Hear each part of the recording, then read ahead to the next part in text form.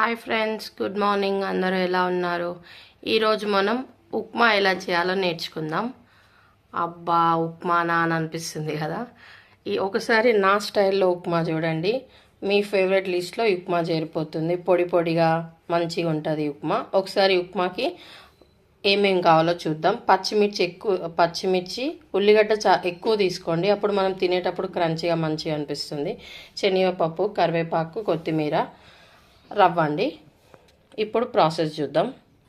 Stove మీద pan పెట్టి first మనం ఎంతైతే రవ్వని చేసుకోవాలనుకుంటున్నామో ఆ రవ్వని కొంచెం వేడి చేసుకుందాము. నేను 1 గ్లాస్ రవ్వ తీసుకుంటున్నాండి. ఆ కొలతలు మీకు నేను చెప్తాను.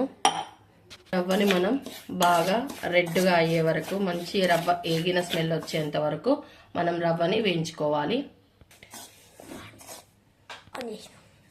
మీ సైడ్ వర్షాలు వస్తున్నాయి? మా సైడ్ రోజు వర్షాలు వస్తున్నాయి.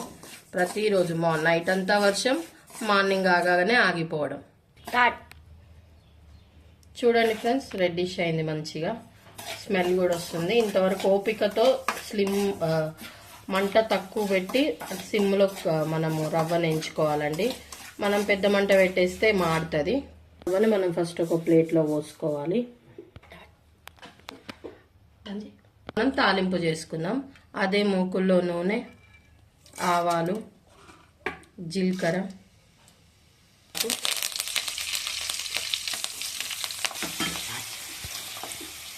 వేసుకోవాలి.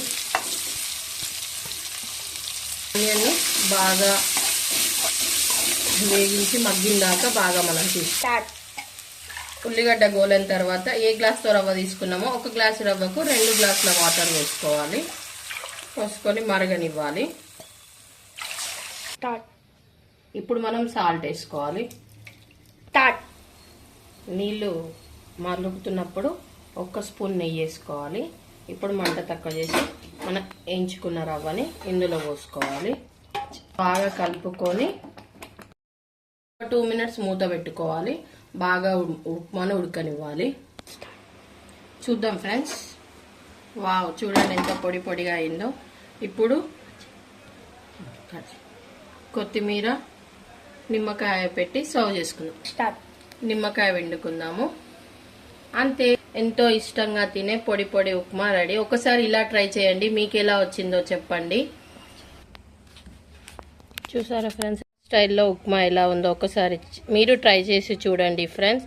పొడి పొడిగా చాలా ఇష్టంగా తింటారు. పొడి పొడిగా ఉంటుంది ఉప్మా. పొడి పొడిగా ఉంటే చాలామంది ఇష్టపడతారు కదా.